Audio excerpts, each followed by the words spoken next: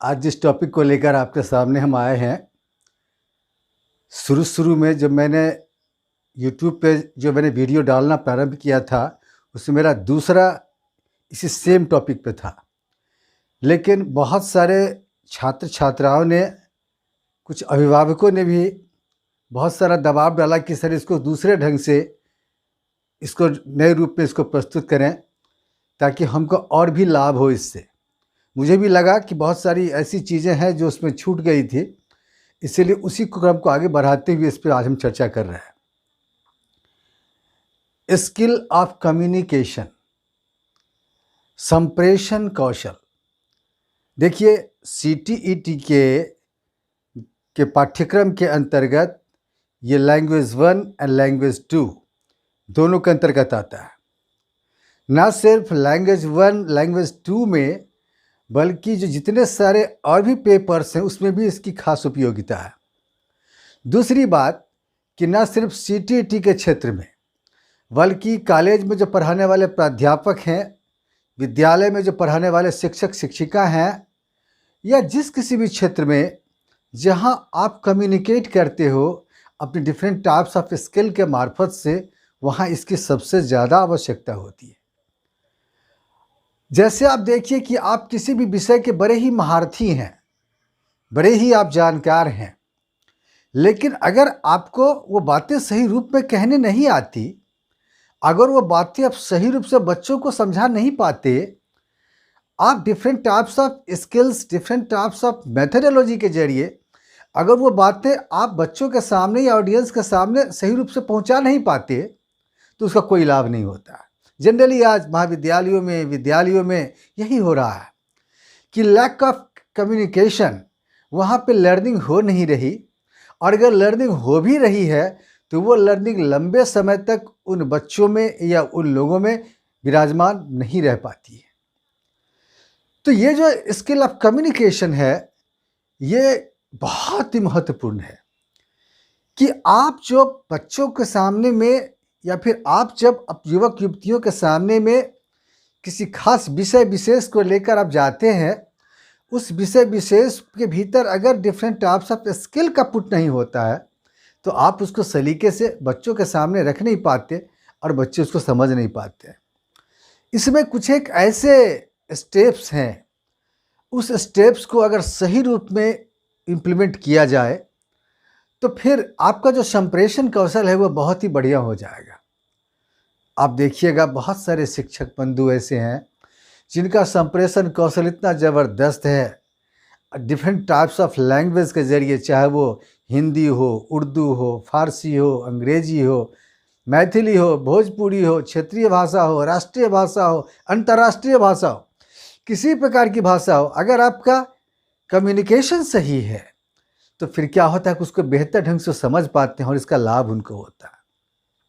मैं इस क्रम को जारी रखते हुए आगे मैं इसके बारे में आपको बारी बारी से डिटेल्स बताऊंगा, क्योंकि मैं देखता हूं कि बहुत सारे आज के जो नए जनरेशन के लोग हैं उनको पेशेंस की कमी है थोड़ा सा, इसीलिए मैं वीडियो छोटा बनाने का प्रयास करता हूं ताकि उसको वो सुने और इससे उनको लाभ हो।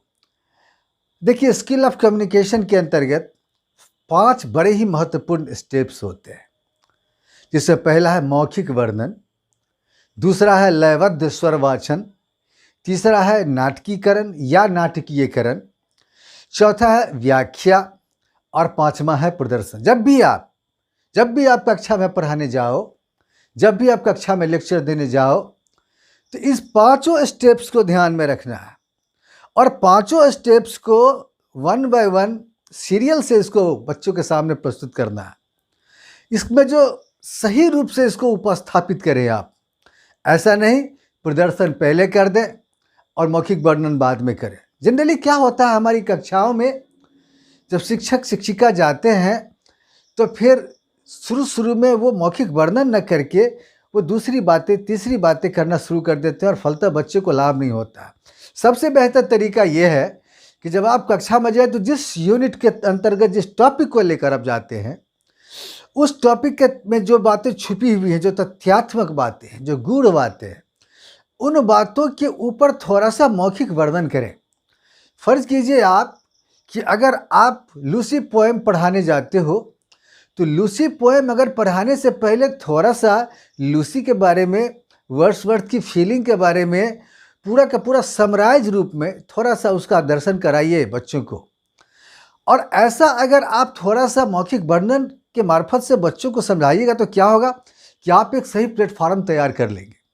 और उसके बाद जो दूसरा स्टेप होगा, वो जब आप सही रूप से प्रस्तुत करेंगे तो उसको वो बड़ी आसानी से उसको सीखेंगे, बड़ी आसानी से उसको सुनेंगे और उनके लिए सुनना भी अच्छा रहेगा। अब जैसे देखिए कि आपने किसी लूसी पोएम का ही मैं उदाहरण लूँ कि लूसी पोएम के बारे में जब आपने मौखिक वर्णन आपने कर दिया, फिर उसके बाद क्या कीजिए कि लयबद्ध स्वर वाचन शुरू कीजिए। आप जब बोलना प्रारंभ करें, आप जब बच्चों के सामने या ऑडियंस के सामने, युवक युवतियों के सामने जब आप बोलते हैं ना, तो लगे कि आप तोड़ तोड़ कर नहीं बोल रहे हैं, बीच में कोई गैप नहीं है, बिल्कुल लयबद्ध रूप से आप अपने स्वर को प्रस्तुत कीजिए उनके सामने। लगे कि ये जितने सारे वर्ड्स हैं, जितने सारे शब्द हैं, जितने सारे वो वाक्य हैं, जितने सारे वो पैराग्राफ्स हैं, वो सभी एक दूसरे से बिल्कुल जुड़े हुए हैं। और इस प्रकार से उसको लयबद्ध रूप से प्रस्तुत कीजिए कि बच्चों को सुनने में तो अच्छा लगे ही, साथ साथ उनको सीखने में भी बड़ी आसानी हो। कारण ऐसे में क्या होता है कि बच्चे की दिलचस्पी उसमें बनी रहती है, सुनने वाले को मज़ा आता है, सुनने वाले को अच्छा लगता है। और ये अगर काम आप करते हैं तो संप्रेषण कौशल के क्षेत्र में आप बहुत बड़ा काम कर जाएंगे।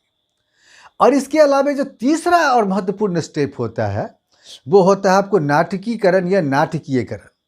आप जनरली देखिएगा जो लैंग्वेज की विभिन्न किताबें होती हैं, उन किताबों में देखिएगा आप कि उसमें नाटक से संबंधित विभिन्न प्रकार के अध्याय होते हैं, चाहे मैथिली में हो, चाहे उर्दू में हो, चाहे हिंदी में हो, चाहे अंग्रेजी में हो, किसी विषय विशेष में हो।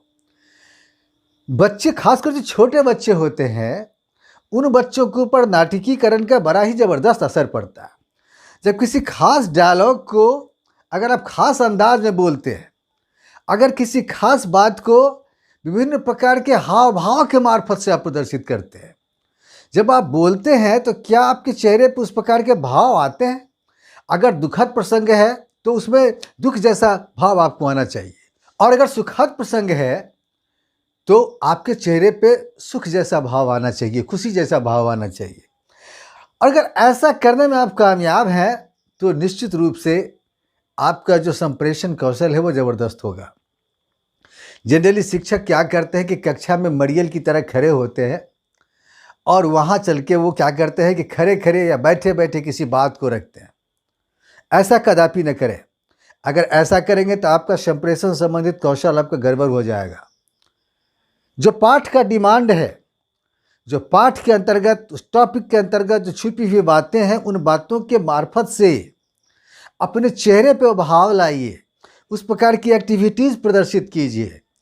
और फिर तब उसको आप नाटक के अंदाज में अगर बच्चों के सामने लाते हैं, कभी कभी आंखें फाड़ फाड़ कर लोग, कोई बातें ऐसी होती हैं जो बच्चों के सामने पेश करते हैं, कभी कभी बिल्कुल सहम कर पेश करते हैं, कभी कभी बहुत तेज़ी में आगे बढ़कर चर्चा करते हैं, कभी 4 कदम पीछे हट जाते हैं, कभी ठिठक जाते हैं, कभी डर जाते हैं, कभी खुशी से बिल्कुल प्रफुल्लित हो जाते हैं। अगर आप इस प्रकार का भाव नाटकीकरण के मार्फत से लाएंगे, निश्चित रूप से आपका संप्रेषण कौशल बढ़िया होगा। और एक और जो महत्वपूर्ण स्टेप है वो है व्याख्या।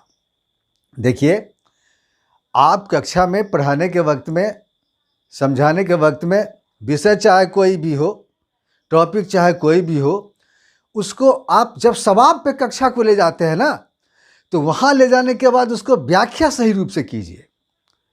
व्याख्या करने के दरमियान अगर ज़रूरत पड़े तो वहाँ पे आप विश्लेषण विधि का प्रयोग कीजिए, संश्लेषण का प्रयोग कदापि न कीजिएगा। वहाँ अगर आप विश्लेषण विधि को प्रयोग कीजिएगा तो क्या होगा उसमें कि कभी कभी क्या होगा कि आपको शब्दों को, वाक्यों को, पैराग्राफ वगैरह को खंडित करना होगा और फिर बच्चों को उसका भावार्थ समझाना होगा, उसका अर्थ समझाना होगा। और जब तक बच्चे को आप इस प्रकार से नहीं समझाएंगे, अगर आप बच्चों को सही प्रकार से ठीक से नहीं समझा पाएंगे, तो क्या होगा कि संप्रेषण सही प्रकार से वहाँ पे नहीं हो पाएगा।